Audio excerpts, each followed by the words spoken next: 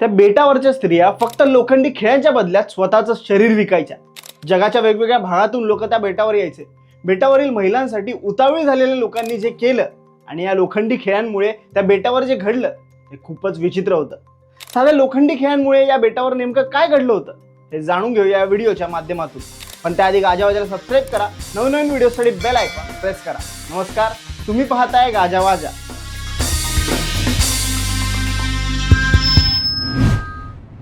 शेकडो वर्षांपूर्वी युरोपियन लोकांचा असा विश्वास होता की दक्षिणेला एक असा महाखंड आहे जो पृथ्वीच्या उत्तर भागाला कंट्रोल करतो।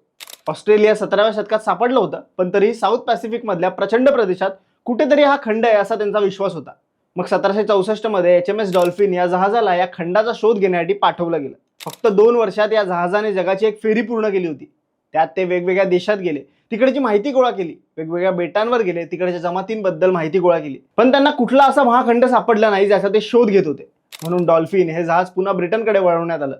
ज्याचा शोध घेत होते ते काही सापडलं नाही, पण या जहाजाने 2 वर्षात जगाची सफर पूर्ण केली होती, जी त्या काळात खूप मोठी गोष्ट होती। म्हणून मग ऑगस्ट 1766 मध्ये पुन्हा हे जहाज प्रवासाला निघालं। त्यांना अटलांटिक पार करणं तितकं अवघड नव्हतं, पण दक्षिण अमेरिकेच्या शेवटच्या टोकाभोवती नेव्हिगेट करताना त्यांना तब्बल 3 महिने लागले। जोरदार वारे, प्रचंड लाटा, सगळ्यांचा सामना करत ते महासागरातील सर्वात धोकादायक भागाचं मॅपिंग करण्यात यशस्वी झाले। शेवटी एप्रिलमध्ये ते त्या नरकातून बाहेर पडले। त्यानंतर ते सरळ वाट पकडून पॅसिफिकमध्ये शिरले। जहाज तर धोकादायक पाण्यातून बाहेर आलं, पण सगळ्यांना ताज्या अन्न पाण्याची आणि इतर गोष्टींची खूपच गरज होती। त्यामुळे त्यांनी ते जहाज वेगळ्याच मार्गावर वळवलं। बरेच दिवस त्यांना जमीन दिसली नाही आणि मग हे जहाज पोहोचलं ताहिती नावाच्या बेटाजवळ। हे बेट पाहून जहाजावरच्या लोकांच्या जीवात जीव आला, कारण एवढ्या दिवसांच्या प्रवासात जहाजावरचे खलाशी आजारी पडले होते।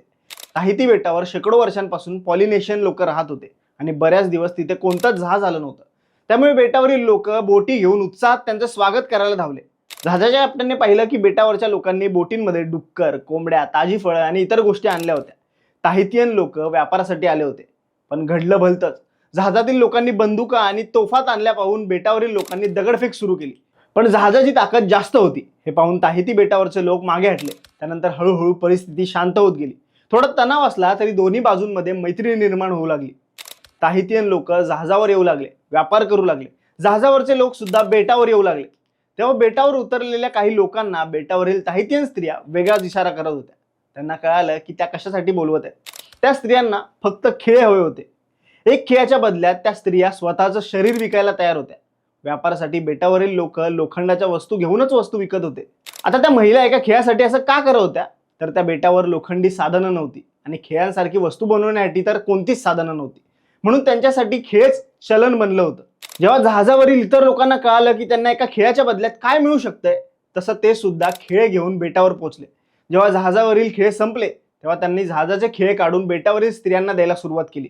बेटावरील स्त्रियांसाठी ते लोक इतके उतावळे झाले की त्यांनी जहाज अर्धवट तोडायला सुरुवात केली, त्यातून खेळ काढायला सुरुवात केली। म्हणून जहाजाच्या कॅप्टनने लवकरात लवकर जहाज तिथून रवाना करण्याचा निर्णय घेतला।